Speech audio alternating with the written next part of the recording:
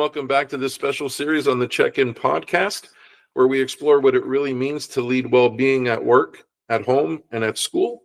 In this series, we're talking with leaders, educators, community builders who are creating cultures of care, purpose, and connection. Today's guest I'm excited to bring in is Mr. Jamie Reed. Jamie, thanks for coming. Thanks for being part of this. Thanks, Nelson. I'm looking forward to it. Jamie, tell the audience who Jamie Reed is.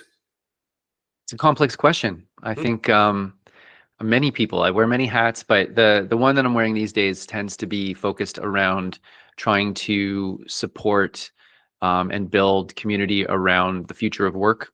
Mostly, I run sort of an agency called BriteBirch Collective, which is a collective of over 300 experts around the world who have some degree of expertise in marketing or consulting in different areas and different, I guess, specializations.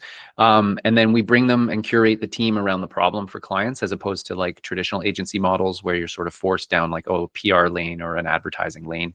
We'd rather create multi-dimensional sort of solutions for clients.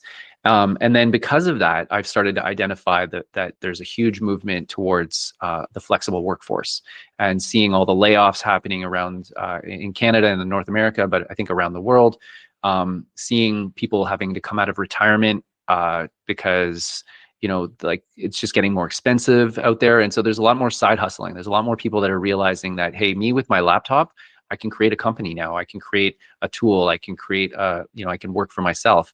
There's a huge number of people that are moving into this space. But what a lot of people don't realize is that starting a business, whether it's a solo business or anything else, still a business, and it's difficult, and there's a challenge to it. And so I wanted to leverage my expertise with 300 experts who have grown their own businesses and been successful to mentor and support and train and network with this new generation of people that are entering this flexible workforce. At the same time, helping companies navigate how to work with freelancers better and things like that. And so a lot of the challenges, and the reason why I'm really interested to speak to you today is because mental health is a huge part of that, and overcoming the fear of failure when you're working for yourself. And a lot of people don't have the luxury to fail because we're in a situation in the world right now where it's very difficult for people. So yeah, that's really where I'm coming from.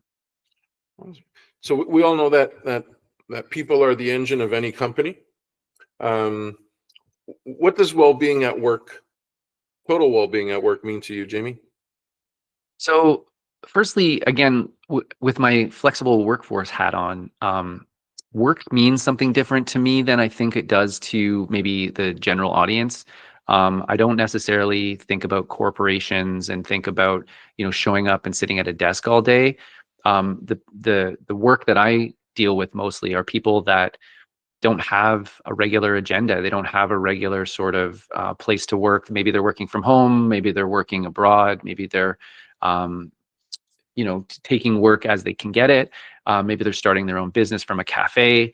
And so a big part of what I'm trying to do is I'm trying to help think through, what does mental health mean in that sort of situation when people aren't sort of stuck to a desk or coming into an office. And I used to run wellness programs actually in my old companies, and they were holistic, and it is about mind, body, spirit. And so I come with a very holistic approach to health and mental health. But it is a difficult problem to solve or to come to grips with when you're talking to a workforce that is not tied to anything, and it's decentralized. And so for me, part of what I'm trying to build with BriteBirch was this sort of unionization of freelancers. And I thought, well, if we can bring ourselves together and organize ourselves, then maybe we can support each other. We can support each other in sharing work. We can support each other in just sort of overcoming the challenges of working for yourself. But what's more than that is sort of, with the freedom of freelancing and of working and being a solo business owner, comes this ability to kind of say no. It comes you get to choose who you work with. You get to choose who are your clients. And that's a huge opportunity, I think, for mental health, because people can work their own pace. They can work the way they want to. If you prefer to be surrounded by people, then you can go work downtown in a co-working space. If you prefer to be isolated, or if you would love to like be home like I am with my kids are sick today, no problem, right? I can be a dad and I can be at work at the same time. And so there's some flexibility and fluidity to being a solopreneur and working for yourself that breaks the sort of breaks you out of some of the confines that I think people find themselves in at work, and that cause a lot of the mental stress, like office politics and commuting and being stuck in traffic and road rage. And there's a lot of negativities to the traditional work model that I think we can overcome by being flexible. Okay. So can you share one thing that your organization does that supports mental health? I mean, we, through Bright Start, which is the community that is affiliated with BriteBirch, we do have like mindfulness as a major pillar of what we're doing. We have some members of our community that offer sort of guidance, and we're looking at doing workshops and trainings and stuff like that that are really meant to just help people come, build their own resiliency and build their own sort of mental toughness when it comes to working for themselves, because there are a lot of obstacles that we put in front of ourselves, and self-doubt, and we were talking just before about, just having this perpetual, what's it called, imposter syndrome. And you just need to kind of overcome those things because everyone, and it helps to be in a community to recognize that, a lot of us are all feeling this. And so that is more or less like, we don't have a formal program in place necessarily, though we may get there. But I think just even having the community and having open conversations and dialogue around mental health generally has been a big part of what we're trying to do. Awesome. Yeah. And I think talking about it opens the first door, right? And then from the first door being open, then here's another door and another door. And no matter where you're working, if it's in a traditional office or if it's at home, that, there's things that we can do individually and as a group. Absolutely. So what's one challenge you face as a leader when it comes to supporting a team's well-being? I think the challenge with any business, whether it's a fractional business or a conglomerate, whether it's small business or big business, is the human element. The human element's the messy part. We're messy animals, and we have our own baggage, our own backgrounds, our own perspectives, which is also our strength. I think it's also what makes us awesome. But it makes it so that everyone comes with different expectations. And I think the hardest part of being a leader is recognizing that first, but then addressing it in a way that is inclusive, and that doesn't leave anyone behind. And it's really a challenge because, like anything, some people are more invested than others. Some people are trying harder to be involved. Like when you run a community, you've got your few people that are active and they're engaging and they're trying to help you spur everything on. And then you have some people are they want to sit back and they just want to watch. And how do you help everybody? That's the question. And that's the major challenge, I think, for leaders in any organization. Okay. So we talked about organizations, talked about other people and leading them. What is something that Jamie does to recharge and maintain his mental health? Man, I feel like I have a fairly good grasp on my emotions in the way that I recognize in myself when I'm feeling something. I think that's one of I guess that's mindfulness. It's one of the sort of kind of things that have kept me going, is just being able to recognize like, hey, today's not a good day. I'm not feeling it. So, maybe I'm going to cancel a couple meetings. Maybe I'm going to take a little bit more time for myself, or I'm going to spend a minute with my kids and remind myself what this is all about, the bigger picture. And I think I'm pretty good at that. Doesn't mean that I don't have outbursts and get angry and I have arguments with my wife just like everyone else. And it's not, but being able to kind of take it in stride and realize that it's human for us to feel these things, and it's okay to feel these things, and that other people are probably feeling them even though they might not show it, and that their Instagram feeds look like they're, living this life. I maybe because of my media literacy working in marketing, that I know that that's not the case, and I know that a lot of it's just show, and that we all are struggling in some way, and some more than others. And for me, just putting that perspective in place is helpful for overcoming sort of bad days. And then really, when you have the good days, and even for people that are sort of really going through it, there will be good days. Just hold on to them, and just like, sometimes like I'll just hug my dog even, and just like be like, thank you for being a great dog, and just being grateful for those positive moments. Yeah, I think that's really what it's all about. Yeah, something that we often say here at the Capillary Wave community charity, when we're sitting in our support groups and we're talking about emotions and so forth, obviously, is we say, hold it, don't carry it. Right? And if we can learn not to carry it, because it's exactly what you said, like we all go through emotions. So it's okay to hold it and kind of work through that. It's when we carry it into the next meeting, when we carry it back into the house, I think that's where a lot of the challenges really stem from, is the caring part of it. So advice wise, what advice would you give other leaders who want to kind of create this culture of support and well-being? I think just, firstly, be open-minded. No, it's really easy to fall into like different biases, and to assume that because you're feeling a certain way, other people are too, or they have similar ways of expressing or processing. And that's not the case. And it's not anyone's fault. Like, people grow up in different kinds of households, and I was lucky enough to have a mom who was also into wellness, and we talked things out as a family, and but their parents didn't. And so there is like a cycle of these sorts of things where you can try to overcome them. But I think, for me, what it really comes down to is don't blame. It's not about others. You have control over your own, what you control, like your domain.